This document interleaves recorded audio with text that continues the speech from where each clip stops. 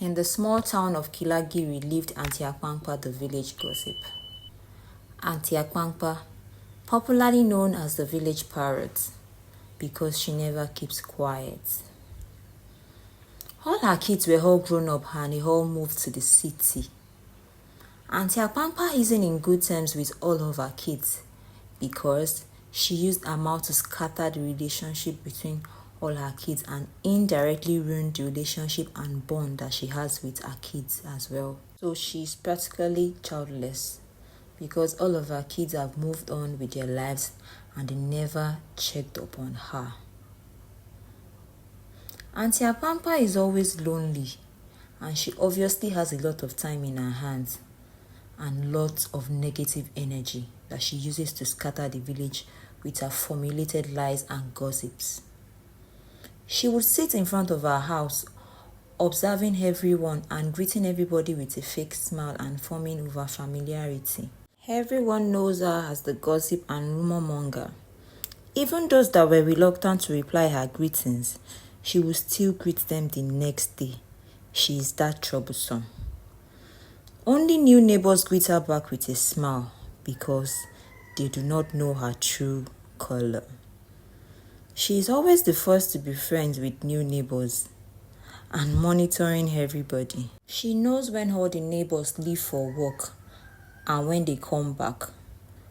Whenever a guest comes to see her neighbors, she would rush to the guest with a smile and act all nice and even tell the guest to come and sit down and wait in her compound under the shade, all just for gossip and just to start unnecessary conversations.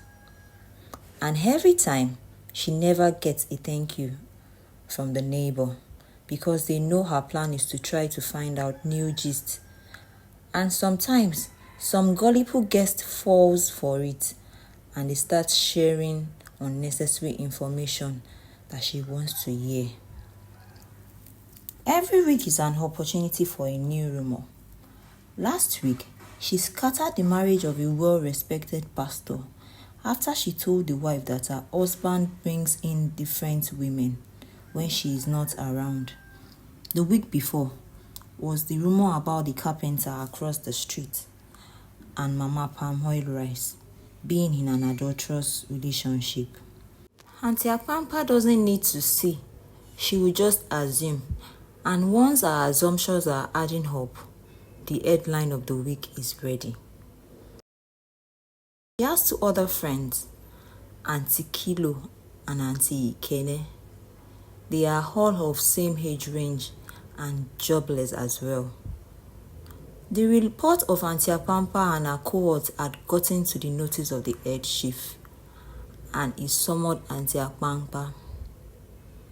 While Aunty Apampa was getting ready to go to the head chief, she saw Mama Palm Oil Rice with two police officers. She knew she was already in trouble. She gave this awkward smile and said, "Mama Palm Oil Rice, you came to visit me?" And Mama Palm Oil Rice replied, "Came to visit who? It's been a week since you made my husband chase me out of the house and you want to have peace.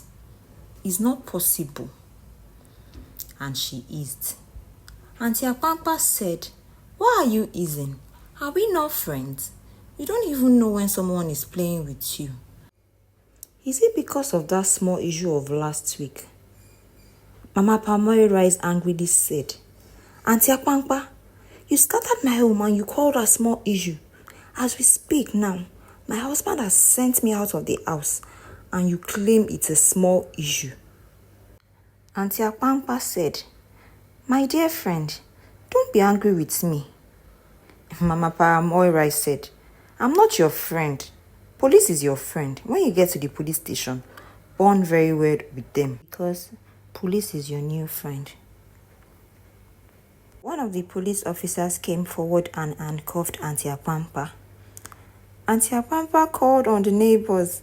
She screamed, "May una help me, yeah. Please come and help me. Help me beg Mama Palm Oil Rice. I was just playing with her."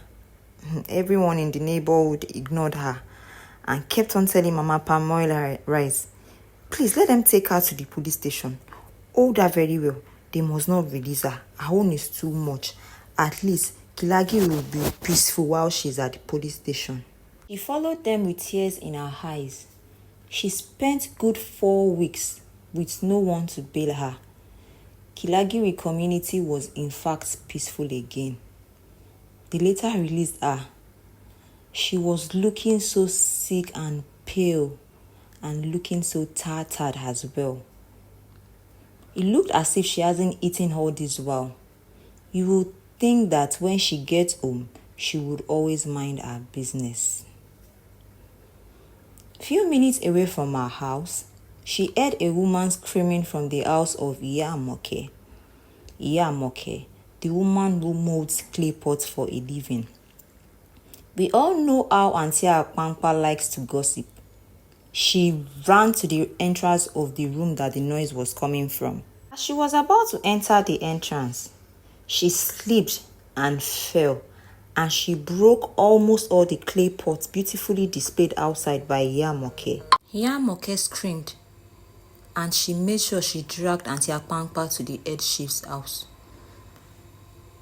The head chief was surprised to see her, and not just seeing her, she was in another mess. Iyamoke explained what Aunty Apampa did this time around. He said, this woman, you again, trouble today, trouble tomorrow. Are you not tired? You will have to face the consequences.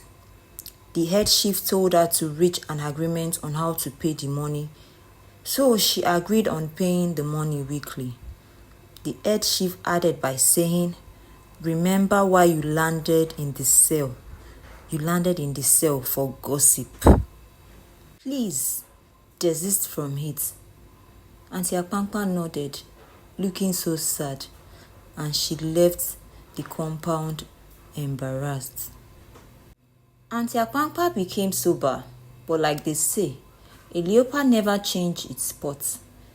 She deduced new means to cause trouble. So she called her cohorts, Aunty Kilo and Aunty Ikene. She said in her words, the people of Kilagiri don't like to hear the bitter truth. Aunty Ikene and Kilo nodding in agreement. Aunty Apampa said, do you know, I have been having bad dreams ever since I stepped foot in the head chief's compound. Aunty Ikene said, meaning what? Before Aunty Apampa could finish her story, Aunty Ikene said, I will have to take my leave. We have been warned to desist from gossip. This is how gossip starts. She stood up and she said, I need to go and dry my yam peel since the day is very sunny. And she left, leaving Aunty Kilo and Aunty Apampa alone. Aunty Apampa said, what is wrong with that woman? And she knows I have a lot of her story with me, and I can leak her secret if I choose to. So she thinks because I have been to the cell and I have been warned by the head chief, I won't see my mind. Is that why she is acting this way?